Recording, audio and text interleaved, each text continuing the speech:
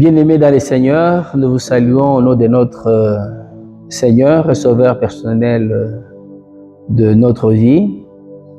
Nous allons devoir partager la parole de Dieu sur un thème très bien. On a plus parlé sur la faiblesse des dieux, mais aujourd'hui, nous allons parler sur la folie des dieux. Nous allons prier. Seigneur, nous bénissons ton Saint-Nom, sanctifie-le. Permet qu'en ce moment de gloire, que le Saint-Esprit nous parle dans des termes clairs et précis et qu'il puisse amplifier les mots modestes qui seront utilisés pour communiquer ta pensée. C'est en ton nom, Seigneur Jésus-Christ, que nous venons de prier. Amen. Oui, bien-aimés dans les Seigneurs, comme nous vous l'avons annoncé, nous allons parler sur la folie des dieux. On l'a trouvé où? C'est toujours dans la Bible, nous sommes dans 1 Corinthiens 1, le verset 25. Que nous dit la Bible? Car la folie des dieux est plus sage que les hommes. Je reprends.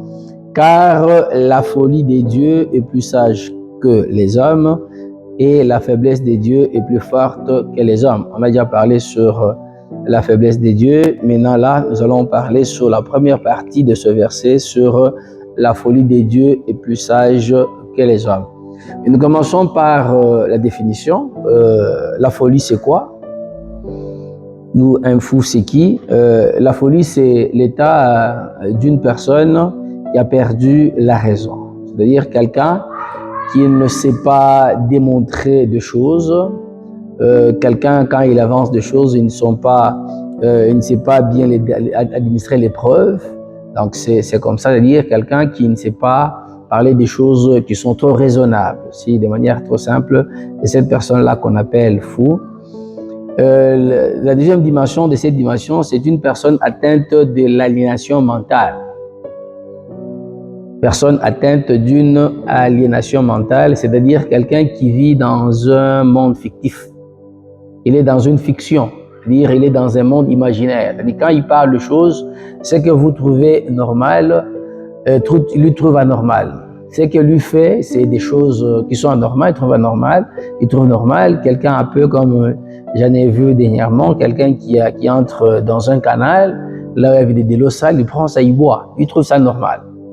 Il trouve ça normal, mais nous autres, nous trouvons anormal parce qu'il est dans un monde fictif. Dans un monde fictif. Voilà pourquoi, bien-aimés dans les Seigneurs, lorsque nous voulons parler avec Dieu, évoluer avec Dieu, marcher avec Dieu, nous devons entrer dans son monde. C'est-à-dire, il est en train d'évoluer dans un monde que, des fois, nous, on ne maîtrise pas. Mais maintenant, voilà pourquoi ce qu'il dit, ce qu'il fait, des fois, ça dépasse l'entendement. Des fois, c'est des choses qu'on ne sait pas démontrer physiquement. On ne sait pas apporter une démonstration, mais c'est des choses qui sont vraies, qui sont logiques par rapport à Dieu. Je prends un texte de 1 Corinthiens 3, de 18 à 20, que nous dit la Bible, 1 Corinthiens 3, 18 à 20, que nul ne s'abuse lui-même. Si quelqu'un parmi vous pense être sage selon ce siècle, qu'il devienne fou. Je reprends. Si quelqu'un pense être sage selon ce siècle, qu'il devienne fou, afin de devenir sage. Car la sagesse de ce monde est une folie devant Dieu. Aussi, il est écrit, il prend les sages dans leur ruse. Et encore, le Seigneur connaît les pensées des sages. Il sait qu'elles sont vaines. Est-ce qu'on peut dire amen à la parole de Dieu? Ici, la Bible est en train de dire que si quelqu'un veut être sage selon ce monde, si quelqu'un veut être sage, il doit commencer par être fou. Et puis, il va devenir sage. C'est ça la manière de marcher avec Dieu. C'est-à-dire, si on veut marcher avec Dieu, si on veut évoluer dans la même pensée avec Dieu, on doit commencer par être fou. C'est-à-dire, on va commencer par comment admettre qu'il y a des choses que tout le monde ne comprendra pas, mais nous qui sommes en Christ, on peut comprendre. Voilà pourquoi c'est qu'il faut aussi, on veut être sage selon Dieu, il faut commencer par être fou, c'est-à-dire les gens de ce monde doivent te voir fou, et c'est à ce moment-là que tu peux accéder dans le monde de Dieu, et quand tu arrives là-bas, là si tout le monde te prend pour un fou, mais Dieu te prend pour un sage. Mais si l'on veut demeurer sage selon le monde, là, devant Dieu, il trouve que c'est une folie. Donc, la sagesse de ce monde, selon Dieu, c'est pratiquement une folie. Oui, là, nous sommes plus dans des démonstrations. J'aimerais que nous puissions essayer un peu de descendre pour comprendre d'abord toutes les choses très bien. Bien-aimés dans les Seigneurs, vous imaginez, Jésus, on le prenait pour un fou, parce que Jésus, il avait dit que lui, il était plus âgé qu'Abraham. Mais les gens ont trouvé que, monsieur, mais toi, tu es un fou, tu as à peine 30 ans, mais Abraham a vécu plusieurs générations avant, mais toi, tu nous dis que tu es plus âgé qu'Abraham. Vous voyez un peu? Donc, lorsqu'il dit des choses comme ça, sur le plan pratique, on ne sait pas démontrer ça. Mais c'est lorsqu'on entre dans le monde des dieux, là on comprend. Voilà pourquoi les pharisiens, les autres, ne pouvaient pas comprendre Christ, parce qu'il les amenait dans une folie. Et eux, au lieu d'être fous par rapport au monde et d'entrer maintenant dans la sagesse des dieux, ils sont restés dans la sagesse de ce monde. Voilà pourquoi ils ont considéré Jésus comme un fou. Vous savez, le fou ne se reconnaît pas fou. Le fou trouve que ce qu'il est en train de faire, c'est normal. Ce sont les choses qui ne sont pas dans le monde du fou, il le trouve fou. Mais le fou trouve que ce sont des choses normales. Voilà pourquoi pour comprendre un fou, il faut entrer dans son monde. C'est-à-dire, lorsqu'on on accède dans le monde de fou, c'est alors qu'on va comprendre le fou. Si on n'accède pas dans ce monde, et là, ça sera difficile. Voilà pourquoi il faut commencer par être fou. C'est alors qu'on va accéder dans ce monde. Raison pour laquelle, bien aimé dans les Seigneurs, pour marcher avec Dieu, il faut avoir la foi. Car Hébreux 11, le premier verset nous dit ceci: la foi, c'est une ferme assurance des choses que l'on espère, la démonstration de celles qu'on ne voit pas. On est en train de démontrer des choses qu'on ne voit pas. C'est-à-dire, si on commence à démontrer les choses qu'on ne voit pas, que tout le monde voit, c'est-à-dire on sait voir ces choses dans un monde que tout le monde ne sait pas accéder. Voilà pourquoi un homme qui a la foi, par rapport au monde, c'est un fou. Mais celui qu'on peut appeler fou, lui, comme il accède dans la sphère des dieux, il fait des choses normales. Voilà pourquoi la Bible est en train de nous dire que sans la foi, on ne peut pas être agréable à Dieu. Parce que sans la foi, on va trouver que Dieu, il est fou. Sans la foi. Mais avec la foi, on ne va pas trouver que Dieu est fou, on va trouver que ce que Dieu fait, c'est de la sagesse, mais il n'y a que les autres personnes qui ne savent pas accéder dans ce monde-là, qui comprendront que c'est de la folie. Regardez Jean-Baptiste également, qui a évolué, qui a compris des choses par rapport à la foi. Il est en train de parler de Christ, il dit que celui qui viendra après moi m'a précédé. Celui qui viendra après moi m'a précédé. Donc c'est vraiment compliqué. Comment celui qui vient après toi va te précéder? Donc, quand vous voulez analyser cette phrase-là, elle est trop compliquée. On ne peut pas la comprendre. Mais c'est seulement lorsque on a la foi qu'on doit comprendre que Jean-Baptiste a compris que de toutes les manières, Jésus vient après moi, mais il m'a précédé. Voilà pourquoi il a dit, nous tous qui sommes venus avant lui, nous avons bénéficié de sa grâce. De sa grâce, de sa plénitude de la grâce, on a bénéficié une portion. Pour dire que les Abraham, Noé, tout ce monde-là qui est venu avant tous les autres prophètes, ils ont eu une portion de la plénitude de Dieu ou de Jésus. C'est-à-dire, ils les avaient tous précédés. Mais maintenant, pour comprendre toutes ces choses-là, il faut avoir la foi.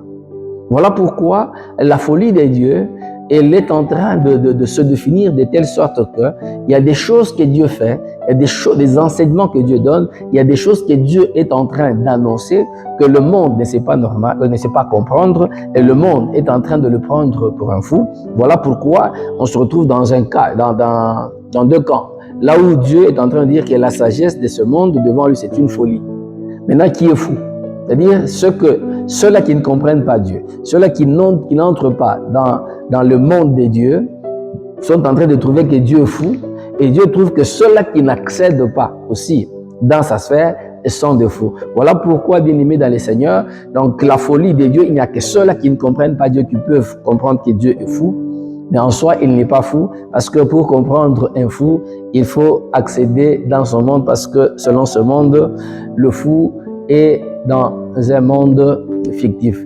Et bien aimé dans les Seigneurs, ce qui complique davantage, c'est lorsqu'on se retrouve au niveau de la croix.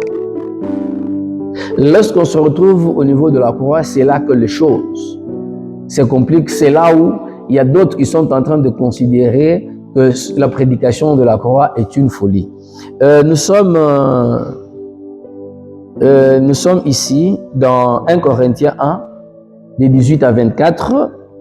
La Bible nous dit quoi? La prédication de la croix est une folie pour ceux qui périssent, mais pour nous qui sommes sauvés, elle est une puissance de Dieu. Je reprends. Car la prédication de la croix est une folie pour ceux qui périssent, mais pour nous qui sommes sauvés, c'est une puissance de Dieu. Pourquoi? Aussi il est écrit, je détruirai la sagesse des sages et j'anéantirai l'intelligence des intelligents. Où est les sages? Où est les scribes? Où est les disputeurs de ce siècle? Dieu n'a-t-il pas convaincu de folie la sagesse de ce monde? Car puisque le monde, avec sa sagesse, n'a point connu Dieu, je reprends, puisque le monde, avec sa sagesse, n'a point connu Dieu, dans la sagesse de Dieu, il a plu à Dieu de sauver les croyants par la folie de la prédication. Ah là, c'est très important. Il a plu à Dieu de sauver les croyants par la prédication, par la folie de la prédication.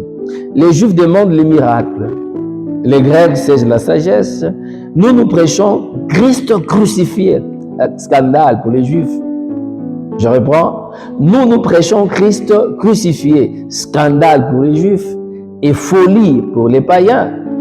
Mais puissance de Dieu et sagesse de Dieu pour ceux qui sont appelés tant des Juifs et des Grecs. Qu'est-ce qu'on peut dire amen à cette portion d'écriture? Bien aimés dans les Seigneurs, lorsque nous nous retrouvons au niveau de la croix, cela que démontre la puissance de Dieu que les autres peuvent appeler la folie. Parce qu'au niveau de la croix, Christ vient. Christ vient, il meurt. Mais dans la mort de Christ, c'est là que nous avons la puissance. Donc ça, c'est une folie, ça se comprend. Je vais donner un exemple. C'est comme si quelqu'un qui se retrouve dans un ring de boxeurs sont en train de se battre, mais il y a un boxeur qui tape l'autre un coup et il tombe KO. On compte jusqu'à 10, c'est fini. Mais celui qui était tombé KO, il se relève, il dit qu'il a remporté la victoire et même l'arbitre lui donne la coupe. Ah, ça, c'est de la folie. Comment est-ce que nous tous nous avons? C'est-à-dire les gens qui regardaient Christ sur la croix voyaient la défaite de Christ. Voyaient que c'est fini. Le premier pour un aventurier. Mais tout ce que Christ faisait au niveau de la croix, c'était sa victoire. Voilà pourquoi lorsque nous parlons de Christ crucifié, les Juifs parlent de scandale. Parce que pour un Juif, il est en train de voir Dieu qui a marché par exemple avec Moïse, la traversée de la mer Rouge, les plaies de l'Égypte, les gens ont mangé, ont vécu de miracles dans le désert, en mangeant, toutes ces choses-là. Mais lorsque nous arrivons à la croix, nous parlons d'un Christ crucifié, c'est-à-dire un Christ qui était mort. Et nous disons que c'est ça notre puissance. Là, les Juifs crient au scandale, vous êtes fous. Quel est ce Dieu-là quel est ce Dieu-là qui permet en sorte que son prophète meure, mais vous criez à une victoire? Voilà, c'est là que consiste, bien-aimé dans les Seigneurs, cette folie pour ceux-là qui sont en train de périr, mais pour ceux-là qui sont en Christ, ils trouvent, bien-aimé, c'est une puissance. Et bien-aimé dans les Seigneurs, à la croix, nous sommes en train de voir Christ qui est blessé, qui est meurtri. Mais dans ces blessures-là, on est guéri. Voilà pourquoi quelqu'un qui à la fois qui est malade, quand il commence à prier, il est en train de prier en faisant allusion à Christ qui a été crucifié. Il dit, par tes blessures, je suis sauvé. Il prie par la foi et il est sauvé et il est guéri. C'est-à-dire, pour les autres, on est en train de trouver que, en tout cas, ce que vous dites là, ce que vous faites là, n'a pas de sens. Si Christ était d'abord dans l'incapacité de se protéger de toutes ces blessures-là, de se guérir de toutes ces blessures, comment toi tu peux prier et que tu sois guéri? Donc là, c'est de la foutaise. Voilà pourquoi, bien aimé dans les Seigneurs, pour comprendre Dieu, dans sa folie, il faut être aussi dans ce monde-là. Et à ce moment-là, on ne dira pas que c'est une folie, mais on va comprendre que ce que Dieu est en train de faire n'est pas une folie. C'est ça, même la puissance de Dieu. Mais quand on se retrouve avec les Grecs qui aiment la sagesse, les Grecs, c'est la démonstration. Parce que les Juifs, ce sont des miracles. Les Grecs, c'est la démonstration. Quand ils voient au niveau de la croix, ils voient l'échec. C'est fini. Mais quand vous vous trouvez dans l'échec, là, vous dites que c'est la victoire. Pour un Grec, il ne comprend pas. Le Grec a besoin d'une démonstration scientifique. Mais maintenant, cette démonstration-là est en train de se passer sur le plan spirituel. Voilà pourquoi, lorsque Christ était mort, il a vaincu la mort. C'est alors qu'il a pris même la clé de la mort et du séjour de mort. Par cette mort-là, Christ a vaincu la mort. Donc, quelqu'un ne comprendra pas ça. Mais c'est par la foi que nous sommes en train de comprendre toutes ces choses-là. Voilà pourquoi, bien-aimés dans les Seigneurs, avec notre Dieu, par rapport à la grâce, nous sommes en train de comprendre que par la grâce, nous sommes en train de vivre des choses que nous comprenons par la foi, mais que tout le monde ne sait pas comprendre par la foi et que tout le monde pense que c'est une folie. J'aimerais terminer par un texte là de Romains 4. Nous sommes dans Romains 4, c'est par là que je vais terminer. Je vais lire le verset 14 jusqu'à 16. Et que nous dit la Bible? Car si les héritiers le sont par la loi, la foi est vaine. Je reprends. Car si les héritiers le sont par la loi, la foi est vaine et la promesse est anéantie. Parce que la loi produit la colère, et là où il n'y a plus de loi, il n'y a plus non plus de transgression. C'est pourquoi les héritiers le sont par la foi. Je reprends. C'est pourquoi les héritiers le sont par la foi, pour que ce soit par la grâce. Pour que ce soit par la grâce, afin que la promesse soit assurée à toute la postérité, non seulement à celles qui sont sous la loi, mais aussi à celles qui a la foi d'Abraham, notre Père, à tous. Voilà, bien aimés dans les Seigneurs, la Bible nous dit que l'héritage que nous avons en Christ, nous sommes les héritiers, nous n'avons pas cet héritage par rapport à la loi. Par rapport à la loi, c'est-à-dire quelqu'un qui est dans une famille X a le droit d'hériter les biens de la famille X. Mais Dieu, pour nous montrer cette grâce et par la foi, il permet en sorte que Abraham abandonne l'héritage de sa famille et Dieu l'amène dans un pays lointain, là où il y a des héritiers, il y a où des gens qui devaient en principe hériter de l'héritage de leur père, mais il dit c'est toi, c'est ça ton héritage et même tes enfants vont hériter ça. C'est-à-dire quand on parle de la grâce, nous sommes en train de nous retrouver dans une faveur imméritée. Donc on se retrouve dans une faveur imméritée, les autres, c'est les ancêtres de Canaan avaient travaillé, ils avaient déjà se sont sacrifiés pour leur descendance, mais Dieu dit non, non, Abraham, toi avec ta postérité, c'est ça votre héritage. Abandonne l'héritage de ton père, mais tu as cet héritage-là. Au bien-aimé dans les Seigneurs, et lorsqu'on veut expliquer ces choses-là par rapport à la loi, ça se complique. C'est ce que nous sommes en train de vivre même actuellement au Congo, là où les Congolais se lèvent pour dire que non, nous avons notre héritage, et les Rwandais vers prendre ça. Donc vous voyez, bien-aimé dans les Seigneurs, par rapport à la loi, c'est ce que Dieu dit que si les héritiers le sont par la loi, la grâce est vaine, il n'y a même pas de foi. Parce que c'est quelque chose qu'ils ont de droit. Voilà pourquoi, bien aimés dans les Seigneurs, notre marche avec Dieu, Dieu nous fait entrer dans des sphères là où nos parents n'ont pas eu à accéder. C'est-à-dire notre vie n'est pas limitée par rapport à l'héritage de parents, mais nous avons un héritage que Dieu nous a donné et nous l'avons non par la loi, mais c'est par la grâce. Voilà pourquoi, et lorsqu'il y a la grâce, il y a la foi. Parce que la foi, c'est la confiance. Donc Abraham devait faire confiance à Dieu, que Dieu lui donnerait cet héritage qui appartenait à d'autres peuples. Voilà pourquoi, bien aimés dans les Seigneurs, nous sommes en train de nous arrêter à ce niveau ici. Vous allez comprendre que c'est par la foi que nous pouvons comprendre Dieu. C'est par la foi que nous pouvons marcher avec Dieu. C'est par la foi que nous pouvons être agréables à Dieu. Et là, nous ne pouvons pas voir que Dieu est fou, mais nous allons comprendre que Dieu est sage. Mais ceux-là qui n'ont pas de foi trouvent que Dieu est fou et tout le monde qui suit Dieu est fou parce qu'il y a des choses qu'on ne sait pas démontrer. mais on le comprend par la foi. Que Dieu vous bénisse.